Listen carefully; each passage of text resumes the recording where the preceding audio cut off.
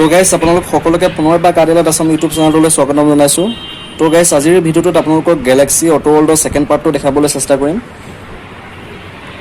Galaxy auto ৱৰ্ল্ডৰ ষ্টকত থকা Hyundai Verna, Hyundai i20, Mahindra Bolero, Mahindra Scorpio' আৰু টাটা চাফাৰী আৰু কেইবাখনো গাড়ীৰ ডিটেইলছ এই ভিডিঅ'টোত আপোনালোকক দিবলৈ চেষ্টা কৰিম। গতিকে আপোনালোকে ভিডিঅ'টো স্কিপ নকৰি একেবাৰে শেষলৈকে চাই থাকক আৰু যদি চেনেলটোলৈ নতুনকৈ আহিছে চেনেলটো ছাবস্ক্ৰাইব কৰিব। তো ফ্ৰেণ্ডছ আহকচোন এতিয়া পলম নকৰি ভিডিঅ'টো আৰম্ভ কৰোঁ। তো গাইজ এখন হৈছে হিউণ্ডাই ভাৰ্না 2011 মডেল আৰু এই ভাৰ্নাখনৰ কিলোমিটাৰ 72,000 কিলোমিটাৰ ৰানিং হৈছে। গাড়ীখনৰ ভাৰ্চন হৈছে ডিজেল ভাৰ্চন আৰু ইয়াৰ কালাৰটো হৈছে চিলভাৰ কালাৰ আৰু ইঞ্জিন চিল ইঞ্জিন হৈ আছে। গাড়ীখনত কোনো ধৰণৰ স্কেচ পৰা নাই বৰ্তমানলৈকে আৰু এই ভাৰ্নাখনৰ ডকুমেণ্টছো অ'কে আছে আৰু এইখন যেতিয়া আপোনালোকে গেলেক্সি অটো ৱৰ্ল্ডত ল'বলৈ আহিব তেতিয়া আপোনালোকৰ নামত ডকুমেণ্ট ট্ৰান্সফাৰ কৰি দিয়া হ'ব। তো এবাৰ ইয়াৰ টায়াৰ কণ্ডিশ্যন চাব পাৰে, প্ৰায় 90% টায়াৰ অ'কে আছে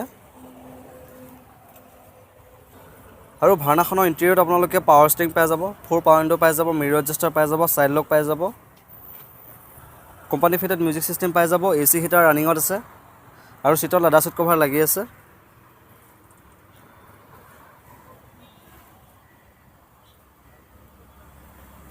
আৰু এই ভাৰ্নাখনৰ আস্কিং প্ৰাইচটো ৰাখিছে তেওঁলোকে 3,70,000 আৰু প্ৰাইচটো নেগচিয়েবল হৈ যাব।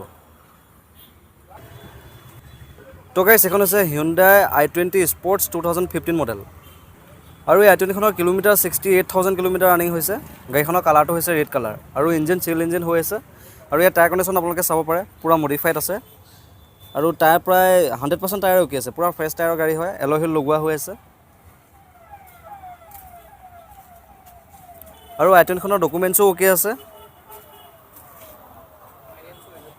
আৰু i20খনৰ ইণ্টেৰিয়ৰত আপোনালোকে পাৱাৰ ষ্টিৰিং পাই যাব, ষ্টিৰিং মিউটেড কণ্ট্ৰল পাই যাব, 4 পাৱাৰ উইণ্ডো পাই যাব, মিৰৰ এডজাষ্টাৰ পাই যাব, কোম্পানী ফিটেড মিউজিক ছিষ্টেম পাই যাব, AC হিটাৰ ৰানিঙত আছে আৰু এয়াৰ বেগো পাই যাব, লগতে চিটত লেডাৰ চিট কভাৰ লগোৱা হৈ আছে আৰু i20খনৰ আস্কিং প্ৰাইচটো ৰাখিছে তেওঁলোকে 5,10,000 আৰু প্ৰাইচটো নেগচিয়েবল হয় আৰু এখন আপোনালোকে ৰিফাইনেন্স কৰিব পাৰিব। তো গাইজ আপোনালোকে যদি i20 বিচাৰিছে তেনেহ'লে স্ক্ৰীনত দিয়া নম্বৰ গেলেক্সি অটো ৱৰ্ল্ডৰ লগত যোগাযোগ কৰি i20খন ইয়াৰ পৰা লৈ যাব পাৰে। তো গাইজ এখন হৈছে মাহিন্দ্ৰা স্কৰপিঅ' 2011 মডেল আৰু এই স্কৰপিঅ'খনৰ কিলোমিটাৰ 76,000 কিলোমিটাৰ ৰানিং হৈছে।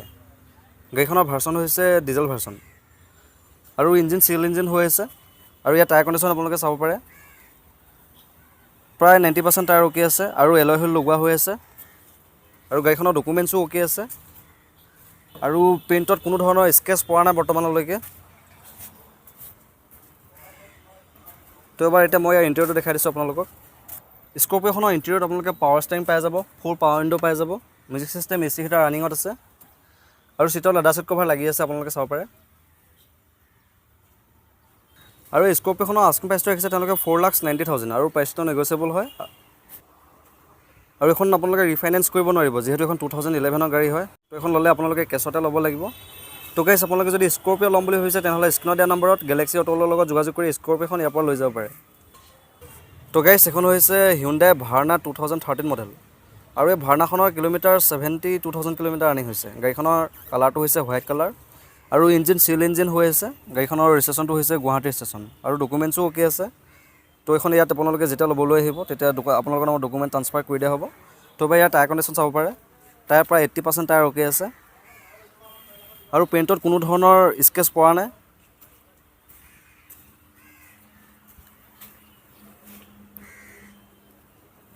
ভাৰ্নাখনৰ ইণ্টেৰিয়ৰত আপোনালোকে পাৱাৰ ষ্টিৰিং পাই যাব, 4 পাৱাৰ উইণ্ডো পাই যাব, ষ্টিৰিং মিউটেড কণ্ট্ৰল পাই যাব, ছাইড মিৰৰ এডজাষ্টাৰ পাই যাব, কোম্পানী ফিটেড মিউজিক ছিষ্টেম পাই যাব, মিউজিক ছিষ্টেমত আপোনালোকে ডিছপ্লে পাই যাব, AC হিটাৰ ৰানিঙত আছে আৰু চিটত লেডাৰ চিট কভাৰ লগোৱা হৈ আছে আৰু এই ভাৰ্নাখনৰ আস্কিং প্ৰাইচটো ৰাখিছে তেওঁলোকে 4,30,000 আৰু প্ৰাইচটো নেগচিয়েবল হৈ যাব আৰু লগতে এখন আপোনালোকে ৰিফাইনেন্সো কৰিব পাৰিব। তো গাইজ এখন হৈছে ৰেনাল্ট কুইড 2016 মডেল আৰু এই কুইডখনৰ কিলোমিটাৰ 52,000 কিলোমিটাৰ ৰানিং হৈছে। গাড়ীখনৰ ভাৰ্চন হৈছে পেট্ৰল ভাৰ্চন আৰু ইয়াৰ ইঞ্জিনো চিল ইঞ্জিনে হৈ আছে। গাড়ীখনৰ ডকুমেণ্টছ অ'কে আছে, মৰিগাঁও ষ্টেচনৰ গাড়ী হয় আৰু এখন যেতিয়া আপোনালোকে গেলেক্সি অটো ৱৰ্ল্ডত ল'বলৈ আহিব তেতিয়া আপোনালোকৰ নামত ডকুমেণ্ট ট্ৰান্সফাৰ কৰি দিয়া হ'ব। তো এবাৰ ইয়াৰ টায়াৰ কণ্ডিশ্যন চাব পাৰে, প্ৰায় 90% টায়াৰ অ'কে আছে আৰু গাড়ীখনত কোনো ধৰণৰ স্কেচ পৰা নাই বৰ্তমানলৈকে, পূৰা অৰিজিনেল পেইণ্ট হৈ আছে গাড়ীখন।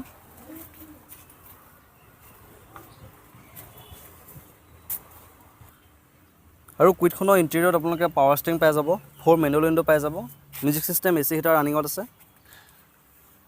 আৰু এই কুইটখনৰ আস্কিং প্ৰাইচটো ৰাখিছে তেওঁলোকে 2,45,000 আৰু প্ৰাইচটো নেগচিয়েবল হয় আৰু এখন আপোনালোকে ৰিফাইনেন্সো কৰিব পাৰিব। তো গাইছ এখন হৈছে টাটা চাফাৰী ডিকৰ 2011 মডেল আৰু এই চাফাৰীখনৰ কিলোমিটাৰ 84,000 কিলোমিটাৰ ৰানিং হৈছে।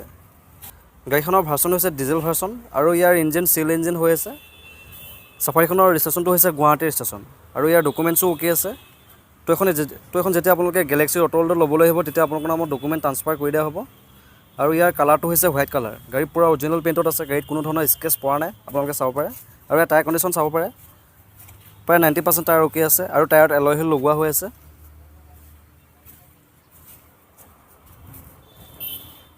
আৰু চাফাৰীখনৰ ইণ্টেৰিয়ৰত আপোনালোকে পাৱাৰ ষ্টিং পাই যাব, 4 পাৱাৰ উইণ্ডো পাই যাব, মিৰৰ এডজাষ্টাৰ পাই যাব, মিউজিক চিষ্টেম AC হিটাৰ ৰানিঙত আছে আৰু চিটৰ লেডাৰ চিট কভাৰ লগোৱা হৈ আছে।